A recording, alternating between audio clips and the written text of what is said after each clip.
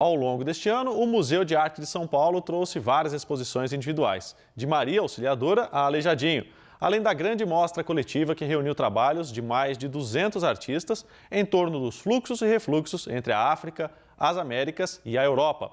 Bom, para encerrar o ciclo, o MASP traz agora mostras com os trabalhos do uruguaio Pedro Figari e da carioca Lúcia Laguna. A reportagem é da Sara Quines. Com cores vivas e corpos em movimento ao redor do tambor, Pedro Figari retratou cenas do candombe, dança de origem afro que se desenvolveu na região do Rio da Prata no século XIX e que é, até hoje, uma ferramenta de resistência da população afro-uruguaia. Nós temos também cenas de pátios, cenas que se passam nos conventilhos, que eles chamam, que eram os cortiços, que essa população afro-uruguaia teve que morar logo após a abolição, não é? Eram as habitações precárias que eles tinham acesso. Mas também, por serem habitações coletivas, eram lugares de resistência também. Foi enquanto morou em Paris, entre as décadas de 1920 e 30, que Figari pintou a maioria das telas que retratam o cotidiano da cultura afro-uruguaia. O estilo impressionista aparece nas pinceladas que resgatam a memória da população negra invisibilizada no país em que vive. Essa atmosfera de sonho também, de nostalgia de um passado que ele imagina, um passado feliz para essas populações, que a gente sabe que de fato não aconteceu, não é sem conflitos, mas que como imagem, como representação dessas pessoas é muito poderoso. A curadora faz um paralelo entre o candombe no Uruguai e o samba no Brasil.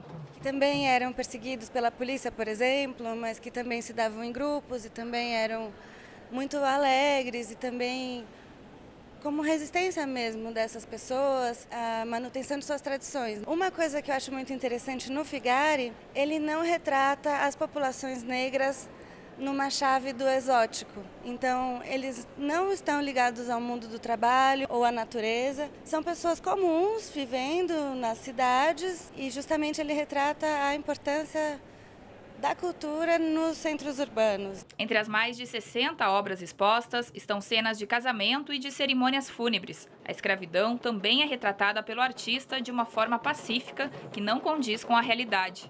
No Uruguai, a escravidão foi abolida 46 anos antes do que no Brasil, em meio a um conflito armado.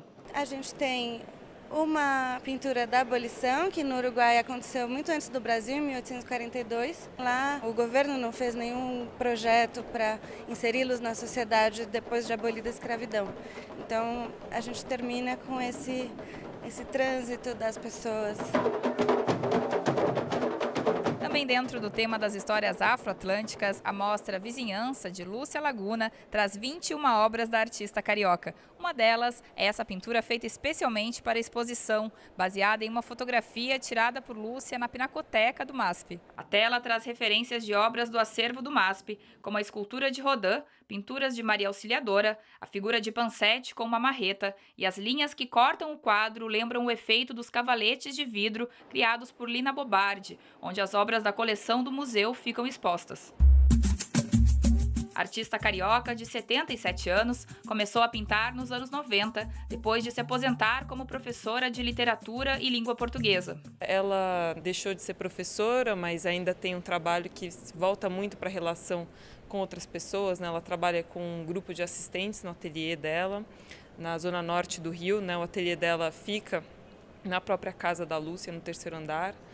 Ela começou a pintar e se dedicar muito ao estudo da pintura a óleo e da história da arte na Escola de Artes Visuais do Parque Lage. A vista da janela do ateliê de Lúcia, de frente para o Morro da Mangueira, na zona norte do Rio de Janeiro, é a inspiração para muitas das obras da artista. A Lúcia, ela conta muito como o subúrbio informou a prática dela enquanto pintora, né? Então, como as referências vieram dos bairros ao redor do ateliê dela. Isso nos leva também um pouco ao recorte da exposição, né? A exposição chama Vizinhança. Elementos do ateliê dela aparecem em diversos trabalhos, sejam eles dedicados ao jardim, às paisagens, aos próprios estúdios. Os quadros de Lúcia lembram uma colagem com sobreposição de camadas. A artista pinta por cima de fitas adesivas e depois as remove, o que dá um novo aspecto à obra.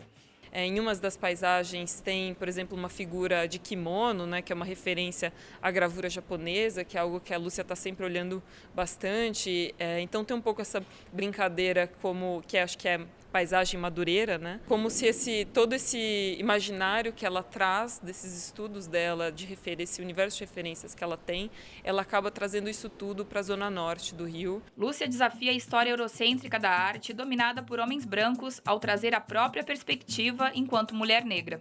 Ela está simplesmente pegando toda essa tradição e esse cânone e colocando a visão dela, né? Trazendo uma outra perspectiva, uma outra interpretação para um rosa que ela chama de rosa Philip Guston, né? Que é uma referência ao pintor estadunidense. Então ela está inserindo a visão dela sobre estes cânones todos, né?